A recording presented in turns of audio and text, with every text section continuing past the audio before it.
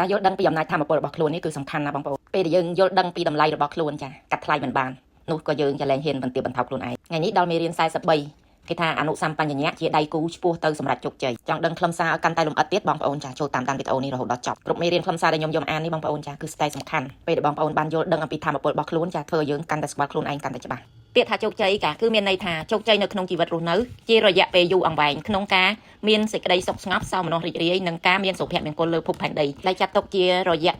ពេលជោគជ័យប្រកបដោយបទពិសោធន៍ល្អៗជាប្រចាំគុណសម្បត្តិទាំងនេះគឺជានិរន្តរ៍ជីវិតសច្ចធម៌ជីវិតដូចជាការស្រស់ស្រួលសាមគ្គីសេចក្តីស្ងប់ស្ថិរភាពសុវត្ថិភាពនិងសុភមង្គលមានស្រាប់មកហើយវានឹងមានអត្ថប្រយោជន៍ជារៀងរហូតគុណសម្បត្តិទាំងនេះកើតឡើងនៅក្នុងជំរឿចិត្តមនុស្សការគិតឃើញដល់គុណសម្បត្តិទាំងនេះគឺជាការបង្កើតកំណត់ទ្រព្យពីឋានសួគ៌បញ្ចូលទៅក្នុងអនុសម្បញ្ញៈដូចដែលបាននិយាយនៅក្នុងគម្ពីរប៊ីបថាចូលសន្សំទ្រព្យសម្បត្តិទុកនៅនឹងឋានសួគ៌វាជាទីកន្លែងដែលគ្មានសត្វល្អិតមកស៊ីគ្មានជ្រេះចាប់ហើយក៏គ្មានចោរអាចមកជីកកកាយលួចយកបានចន្ទើ3កម្មឆ្ពោះទៅរកជោគជ័យយើងនឹងពិនិត្យអំពីចន្ទើ3កម្មឆ្ពោះទៅរកជោគជ័យដូចខាងក្រោមកម្មទី1ស្វែងរកឲ្យឃើញថាអ្វីដែលអ្នកចង់ធ្វើហើយចាប់ផ្ដើមធ្វើតែម្ដងជោគជ័យនៅរងចាំពីក្រោយក្តីស្រឡាញ់និងការពេញចិត្តចំពោះការងារដែលធ្វើបុរសម្នាក់ទោះជាគ្មានសញ្ញាបត្រផ្នែកចិត្តវិទ្យាតែដោយសារតែការស្រឡាញ់លើវិស័យនេះធ្វើឲ្យគេស្វាស្វែងសិក្សាបន្ថែមចូលរួមវគ្គសិក្ខាសាលាព្យាយាមធ្វើការស្រាវជ្រាវយ៉ាងយកចិត្តទុកដាក់ចំពោះដំណើររបស់ចិត្តរហូតក្លាយជាចិត្តពិទូមានគេឈ្មោះល្បីល្បាញបាននិយាយម្យ៉ាងទៀតគឺគេបានអនុវត្តតាមវិធីណាដែលផ្ដល់ប្រយោជន៍ច្រើនបំផុតនៅក្នុងការកាត់បន្ថយទុក្ខវេទនារបស់មនុស្សគ្រូពេទ្យឬចិត្តវិទូដែលទទួលជោគជ័យត្រូវតែជាអ្នកយកចិត្តទុកដាក់នៅលើផ្លូវចិត្តអ្នកជំងឺអ្នកខ្លះអាចនិយាយថាតើខ្ញុំអាចសម្រេចជោគជ័យនៅលើដំណាក់កាលទី1នេះបានដូចម្តេចខ្ញុំមិនដឹងថាត្រូវចាប់ផ្ដើមពីត្រង់ណាទេ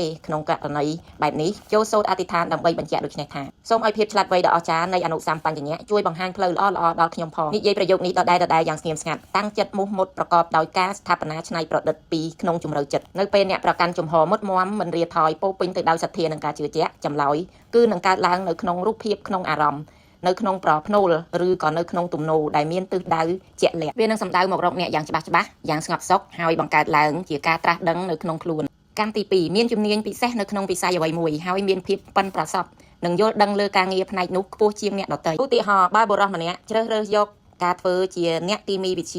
ាគឺជាអាជីពគោលគេត្រូវផ្ដោតទៅលើផ្នែកណាមួយនៅក្នុងចំណោមផ្នែកផ្សេងជាច្រើនដែលមានក្នុងវិស័យអាជីពនេះគេត្រូវយកពេលវេលាទាំងអស់សិក្សាទៅលើឯកទេសណាមួយដែលខ្លួនជ្រើសរើសត្រូវមានភាពឧស្សាហ៍ព្យាយាមគ្រប់គ្រាន់ដើម្បីរៀនសូត្រកិច្ចការផ្សេងក្នុងវិស័យនោះបើអាចទៅរួចត្រូវមានការចេះដឹងខ្លាំងច្រើនជាងអ្នកដទៃកាលបើដូច្នេះគេក៏នឹងក្លាយទៅជាបុគ្គលដែលមានប្រសិទ្ធភាពនៅក្នុងការងារនិងជាទីត្រូវការរបស់ពិភពលោកនេះគេជាមនុស្សឆ្នើមបំផុតលើសពីអ្នកដទៃចូលធ្វើឲ្យគេក្លាយមកជាអ្នកបម្រើរបស់អ្នកនេះគឺភាពខុសប្លែកគ្នារវាងអេរយាប័តផ្លូវចិត្តរបស់មនុស្សដែលធ្វើការដើម្បីឲ្យបានតែមួយរស់ឬអាចទ្រទ្រង់ជីវិតឲ្យរស់បានប៉ុណ្ណោះព្រោះការទ្រទ្រង់ជីវិតឲ្យរស់បានមិនមែនជាជោគជ័យពិតប្រាកដឡើយបំណងរបស់មនុស្សគួរតែអស្ចារ្យជាងនេះគឺត្រូវមានជីវិតដែលខ្ពង់ខ្ពស់និងពុំមែនមើលឃើញតែប្រយោជន៍ផ្ទាល់ខ្លួ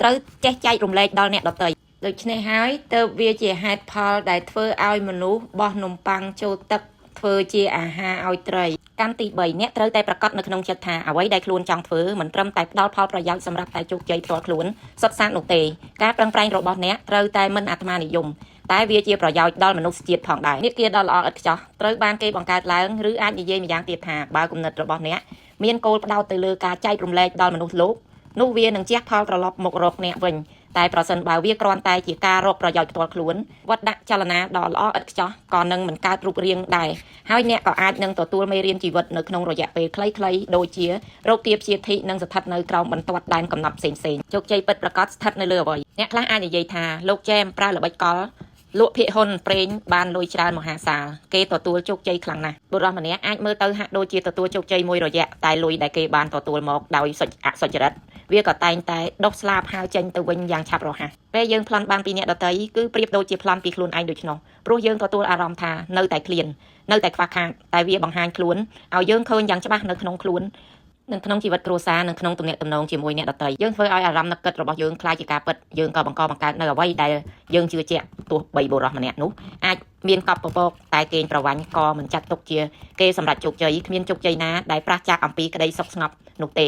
តើមានប្រយោជន៍អ្វីដែលភាពមានបានបើយើងដេកមិនលក់មានរោគទាបជាធិឬក៏ទទួលអារម្មណ៍ថាមានបាបនៅក្នុងចិត្តនោះមេរៀនទី43បញ្ចប់ត្រឹមនឹងបងប្អូនចាំយល់ថាវីដេអូនេះមានប្រយោជន៍បងជួយ share ហើយនិង comment ពាក្យថាអូខេហើយនេះខ្ញុំចង់មកលើកបង្ហាញអំពីអត្ថប្រយោជន៍នៃតែខ្ញីខ្មៅបងប្អូនដែលជួយដល់ប្រព័ន្ធការពាររាងកាយឲ្យមាំមួនជួយបញ្ចុះជាតិខ្លាញ់អាក្រក់ហើយក៏ជួយ បញ្ចុះជាតិស្ករសម្រួលដល់ប្រភេទសម្ពាធឈាមសម្រួលដល់កាពះពោះវៀនឲ្យដំណើរការបានល្អស័ក្តិសមបំផុតសម្រាប់មនុស្សគ្រប់វ័យបងចាញ៉ាំមួយថ្ងៃ2ទៅ3ដងធ្វើឲ្យរាងកាយមានថាមពលចឹងសម្រាប់បងណាដែលមិនទាន់បានពិសាចាបងមកពិសាទាំងអស់គ្នាបងដើម្បីសុខភាពដើម្បីថាមពលរាងកាយរីករាយស្រស់ស្រាយពេញមួយថ្ងៃសម្រាប់ព័ត៌មានលម្អិតបងអាចលាក់លេខទូរស័ព្ទពិសាឬក៏ឆាតចូល page បងខាងបងប្រឹក្សាជូនឲ្យបងពិសាកាន់តែមានគុណភាពប្រសិទ្ធភាពខ្ពស់